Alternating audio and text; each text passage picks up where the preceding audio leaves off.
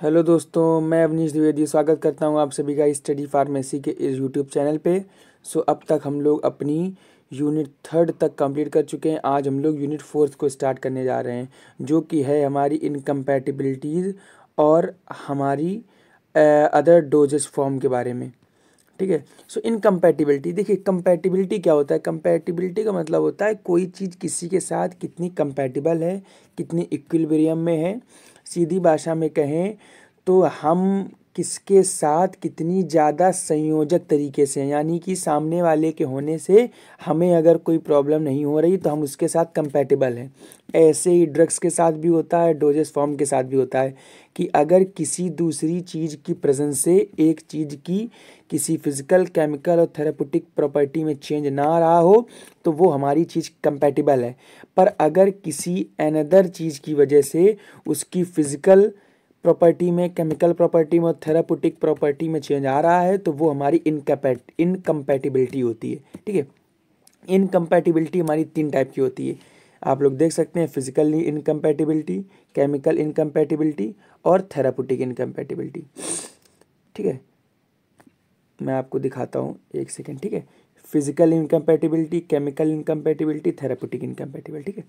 अब हमारी physical incompatibility क्या होती है। फिजिकल इनकम्पैटिबिलिटी का मतलब होता है कि हमारी फिजिकल फॉर्म में जो चेंज आता है किसी और चीज़ की वजह से, वो हमारी होती है फिजिकल इनकम्पैटिबिलिटी। अब फिजिकल फॉर्म में कैसे चेंज आ सकता है। टेस्ट में चेंज आ सकता है, कलर में चेंज आ सकता है, टेक्सचर में चेंज आ सकता है। ठीक है। महक में, ओडर में चेंज आ सकता है, विस्कोसिटी पतला भी हो सकता है और वो गड्ढा भी हो सकता है। ठीक है। मॉर्फोलॉजी यानी कि देखने में थोड़ा बहुत चेंज आ सकता है। तो ये होती है हमारी फिजिकल इनकम्पैटिबिलिटी। ठीक है। आगे हम लोग बात करें, एक सेकेंड। ठीक है। आगे हम लोग बात करेंगे इसमें केमिकल इनकम्पैटिबिलिटी की।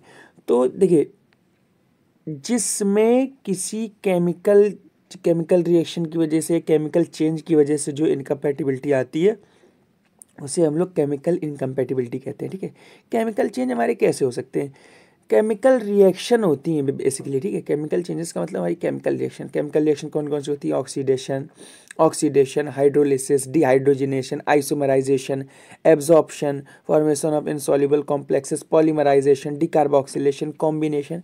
ये हमारी हो गई टाइप्स ऑफ केमिकल चेंजेस। ठीक है। अब हमारी केमिकल इनकम्पैटिबिलिटी हमारी 4 टाइप की होती है। टॉलरेटेड, कि भैया हल्की फुल्की सी कोई चेंज आया तो उसको उस कंपाउंड ने टॉलरेट कर लिया। एडजस्टेड, ये बहुत ज़्यादा चेंज आ गया तो अब वो एडजस्ट करने उसको दिक्कत आ रही पर उसने एडजस्ट कर लिया। इंटेंशनल, कि किसी ने जानबूझ के उसमें इनकम्पैटिबिलिटी को इंड्यूस किया है। अनइंटेंशनल, कि कहीं गलती से हमने रख दिया, लाइट में रख दिया तो उसमें लाइट की वजह से ऑक्सीडेशन हो गया, हाइड्रोलिसिस हो गया, तो ये हमारी गलती की वजह से हो गया। ठीक है। तो अनइंटेंशनल हो गया। ठीक है। आगे आते हैं थेराप्यूटिक इनकम्पैटिबिलिटी। नाम से पता चलता है ऐसी इनकम्पैटिबिलिटी जिन इनकम्पैटिबिलिटीज़ की वजह से थेराप्यूटिक प्रॉपर्टी में कोई चेंज आ जाए। ठीक है। अब ड्रग हमारी किसी सब्सटेंस के कांटेक्ट में आने की वजह से, उसके साथ एक्सेस में आने की वजह से इस हद तक इनकम्पैटिबल हो गई है, ख़राब हो गई है कि उसमें उसमें अब कोई थेराप्यूटिक एक्टिविटी नहीं बची है। ठीक है। अब उसको हम लोग एडमिनिस्टर तो कर रहे हैं पर वो अब किसी काम के नहीं। फॉर एग्जांपल पैरासीटामोल है। ठीक है। पैरासीटामोल जनरली फीवर के लिए होती है पर अब हम लोग उसको एडमिनिस्टर कर रहे हैं तो काम ही नहीं कर रही है, इनकम्पैटिबल हो गई। ठीक है। आगे बात करते हैं फिजिकल इनकम्पैटिबिलिटी की डिटेल में। हमारे कई बार क्वेश्चन आया है describe in detail about physical incompatibility, तो इसको हम लोग थोड़ा सा डिटेल में पढ़ेंगे। ठीक है। फिजिकल इनकम्पैटिबिलिटी, फिजिकल फॉर्म में कोई चेंज आ जाए, कलर में चेंज आ जाए, टेक्सचर में चेंज आ जाए, ओडर में चेंज आ जाए, विस्कोसिटी में चेंज आ जाए। ठीक है। ये हमारा किन किन कारणों से हो सकता है, इनके मैनिफेस्टेशन क्या होते हैं। ठीक है। इसका इसके हमारे मैनिफेस्टेशन हो सकते हैं इनसॉल्युबिलिटी। फर्स्ट ऑफ ऑल इनसॉल्युबिलिटी हो गया तो हमारे टेक्सचर में चेंज आ जाएगा, विस्कोसिटी में चेंज आ जाएगा। ठीक है। इमिसिबिलिटी, कि भैया लिक्विड सी मिसिबल नहीं हो रही है। ठीक है। देखिए, सॉलिबिलिटी सॉलिड और लिक्विड के बीच होती है, मिसिबिलिटी लिक्विड और लिक्विड के बीच होती है। ठीक है। लिक्विफैक्शन मतलब सॉलिड का लिक्विड में कन्वर्जन नहीं हो पा रहा है, ऐसी कोई प्रॉब्लम। ठीक है।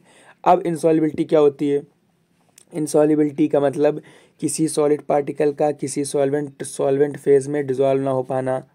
ये हमारी किन किन वजह से आ सकती है, पीएच में चेंजिंग की वजह से आ सकती है है ना, पीएच में चेंजिंग की वजह से आ सकती है, टेम्परेचर की चेंजिंग की वजह से आती है। तो हम लोग इसको कैसे ठीक करेंगे, पीएच को मेंटेन करके, या तो पार्टिकल साइज को छोटा कर देंगे, मिलिंग कर देंगे, सरफेक्टेंट को ऐड कर देंगे सो दैट सरफेस टेंशन कम हो जाए, तो हमारे पार्टिकल का इंटरेक्शन बढ़ जाए।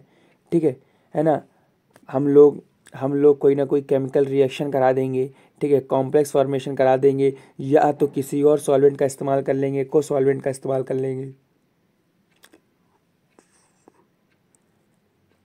ठीक है, आगे चलते हैं। इमिसिबिलिटी।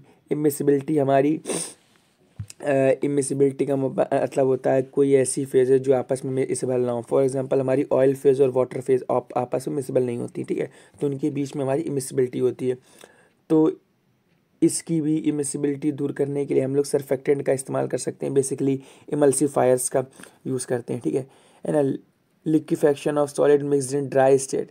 ठीक है, तो conversion of liquid state takes place. ठीक है, कई बार क्या होता है कि सॉलिड से लिक्विड में कन्वर्जन थोड़ा सा मुश्किल हो जाता है, सॉल्युबिलिटी थोड़ी सी मुश्किल हो जाती है, तो ऐसी सब इनकम्पैटिबिलिटीज़ हमारी होती हैं। ठीक है, सो आज के वीडियो में इतना ही।